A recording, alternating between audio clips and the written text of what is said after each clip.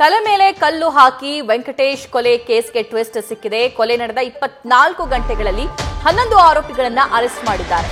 ವೆಂಕಟೇಶ್ ಕೊಲೆಗೆ ಸುಪಾರಿ ಕೊಟ್ಟಿದ್ದೆ ಪತ್ನಿ ನೀಲವೇಣಿ ಅನ್ನೋದು ಈಗ ಗೊತ್ತಾಗ್ತಾ ಇದೆ. ನೀಲವೇಣಿ ನಡತೆಯ ಬಗ್ಗೆ ಸಂಶಯ ವ್ಯಕ್ತಪಡಿಸಿದ್ದ ವೆಂಕಟೇಶ್, ಇದೇ ಕಾರಣಕ್ಕೆ ವೆಂಕಟೇಶ್ ನೀಲವೇಣಿ ಮಧ್ಯೆ ಜಗಳ ಆಗಿತ್ತಂತೆ. ವೆಂಕಟೇಶ್ ಇದ್ರೆ ಅಡ್ಡಿ ಆಗ್ತಾನೆ ಅಂತ ಪತ್ನಿ ಕೊಲೆ ಮಾಡಿಸಿದ್ದಾಳೆ ಅನ್ನೋ ಆರೋಪ. ಆರೋಪಿಗಳನ್ನ ಬಂಧಿಸಿ ತನಿಖೆ ಆರಂಭಿಸಿದ್ದಾರೆ ಪೊಲೀಸರು.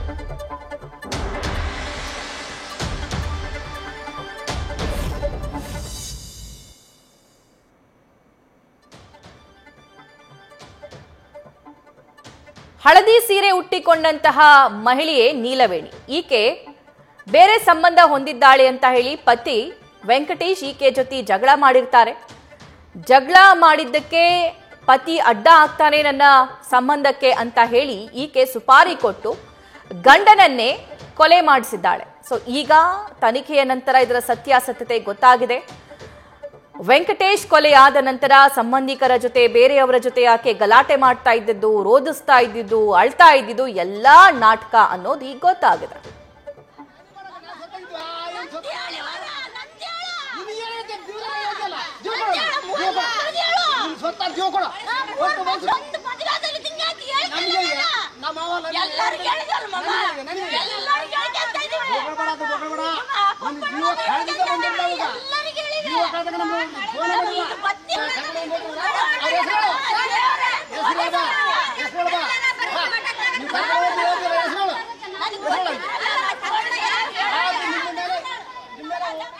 ಹೆಚ್ಚಿನ ಮಾಹಿತಿ ನಮ್ಮ ಪ್ರತಿನಿಧಿ ಶಿವಾನಂದ್ ನೀಡ್ತಾರೆ. ಶಿವಾನಂದ್, ಪತಿ ಕೊಲೆಯಾದ ನಂತರ ಸಂಬಂಧಿಕರ ಜೊತೆ ಜಗಳ ಮಾಡಿ ನಾನೇ ಸರಿ ಏನೂ ಆಗ್ತಿರ್ಲಿಲ್ಲ ಅನ್ನೋದನ್ನ ಈಕೆ ಪ್ರೂವ್ ಮಾಡೋದಕ್ಕೆ ಪ್ರಯತ್ನ ಪಡ್ತಿದ್ದು, ಆದ್ರೆ ಪೊಲೀಸರು ಸತ್ಯಾಸತ್ಯತೆ ಪತ್ತೆ ಹಚ್ಚಿದ್ದಾರೆ.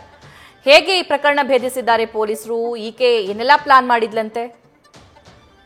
ಮುಖ್ಯವಾಗಿ ಬಳ್ಳಾರಿಯ ಕಣಕಲ್ ರಸ್ತೆಯ ಏನು ರಾಣಿ ತೋಟ ಇದೆ, ಅಲ್ಲಿ ವೆಂಕಟೇಶ್ ಎಂಬುವರ ಕೊಲೆ ಆಗಿರುತ್ತೆ. ಆ ಒಂದು ಕೊಲೆಯ ಜಾಡು ಹಿಡಿದಂತ ಬೆನ್ನಟ್ಟಿದಂತ ಬಳ್ಳಾರಿಯ ಬ್ರೂಸ್ಪೇಟೆ ಪೊಲೀಸರು ಈಗ ಆಕೆ ಪತ್ನಿಯನ್ನ ಅರೆಸ್ಟ್ ಮಾಡಿರುವಂತದ್ದು. ಅಂದ್ರೆ ಏನು ಆನಂದ್ ಅನ್ನುವಂತ ಈ ಒಂದು ಪ್ರಕರಣದಲ್ಲಿ ಆರೋಪಿ ಆನಂದ್ ಏನಿರ್ತಾನೆ, ಆ ಆನಂದ್ನ ಜೊತೆಗೆ ಈ ಏನು ನಾಗವೇಣಿ ಏನಿದ್ದಾರೆ ಇವರು ಕೂಡ ಶಾಮಿಯಾನ ವ್ಯವಹಾರನ ಮಾಡ್ತಿರ್ತಾಳೆ. ಈ ನೀಲವೇಣಿ ಮಹಿಳೆ ಏನಿದ್ದಾಳೆ ಇವರು ವ್ಯವಹಾರ ಮಾಡುವಂತ ಒಂದು ಸಂದರ್ಭದಲ್ಲಿ ಆಕೆಯ ಕ್ಯಾರೆಕ್ಟರ್ ಮೇಲೆ ಸಾಕಷ್ಟು ಅನುಮಾನ ಪಡುವಂತ ಒಂದು ಕೆಲಸವನ್ನ ಏನು ಮೃತ ವೆಂಕಟೇಶ್ ಕೂಡ ಮಾಡ್ತಾ ಇರ್ತಾನೆ. ಜೊತೆಗೆ ಹಣಕಾಸಿನ ವಿವರವಾಗಿ ಕೂಡ ಸಾಕಷ್ಟು ಜಗಳವನ್ನ ಪತ್ನಿಯ ಜೊತೆಗೆ ವೆಂಕಟೇಶ್ ಮಾಡ್ತಿರ್ತಾನೆ. ಜೊತೆಗೆ ಮನೆಗೆ ಯಾರೆಲ್ಲ ಯಾವುದೇ ಸಂಬಂಧಿಕರು ಬಂದ್ರು ಕೂಡ ಅವರ ಮುಂದೆನೆ ಆಕೆಯ ಏನು ತೇಜೋವಧೆ ಮಾಡುವಂತ ಒಂದು ಕೆಲಸವನ್ನ ಪದೇ ಪದೇ ವೆಂಕಟೇಶ್ ಮಾಡಿರ್ತಾನೆ. ಹೀಗಾಗಿ ಯಾವಾಗ ಆ ಪತ್ನಿಗೆ ಏನು ಕೋಪಿತ ಆಗ್ತಾಳೆ, ತದನಂತರದಲ್ಲಿ ಆನಂದನ ಮೂಲಕ ಅವರ ರಾಣಿ ತೋಟ ಏರಿಯಾದಲ್ಲಿ ಇರ್ತಕ್ಕಂಥ ಒಂದಷ್ಟು ಯುವಕರಿಗೂ ಕೂಡ ಮಾಹಿತಿಯನ್ನ ಕೊಟ್ಟಿರ್ತಾರೆ.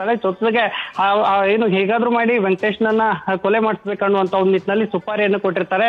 ಅಂದ್ರೆ ಗುರುವಾರ ತಡರಾತ್ರಿ ವೆಂಕಟೇಶ್ ಏನು ಏಕಾಏಕಿ ಮನೆಯಿಂದ ಕಾಣೆ ಆಗ್ತಾನೆ. ತದನಂತರದಲ್ಲಿ ಬೆಳಗಿನ ಜಾವ ಅಂದ್ರೆ ಶುಕ್ರವಾರ ಬೆಳಗಿನ ಜಾವ ರಾಜಿ ತೋಟದ ಕಣಕಲ್ ರಸ್ತೆ ಏನಿದೆ ಅಲ್ಲಿ ಶವವಾಗಿ ಪತ್ತೆಯಾಗಿರ್ತಾನೆ. ಈ ಒಂದು ಅರೆಬೆತ್ತಲೆ ಶವವಾಗಿ ಪತ್ತೆಯಾದಂತ ಸಂದರ್ಭದಲ್ಲಿ ಬುರುಸ್ಪೇಟೆ ಪೊಲೀಸರು ಕೂಡ ಒಂದು ಘಟನಾ ಸ್ಥಳಕ್ಕೆ ಹೋಗಿ ಪರಿಶೀಲನೆ ನಡೆಸುವಂತ ಒಂದು ಕೆಲಸವನ್ನು ಮಾಡ್ತಾರೆ. ಅಲ್ಲಿ ಸಾಕಷ್ಟು ಸವಾಲುಗಳು ಕೂಡ ಇರ್ತವೆ.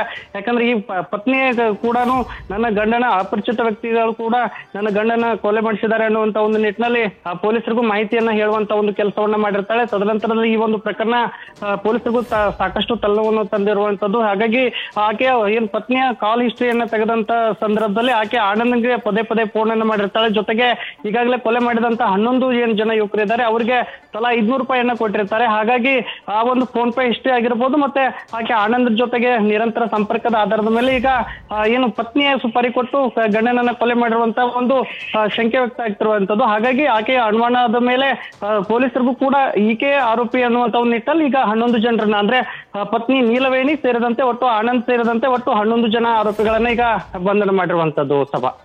Thank you Shivanand. News first ನಿರ್ಭೀತಿಯಿಂದ ನಿಮ್ಮ ಪರವಾಗಿ.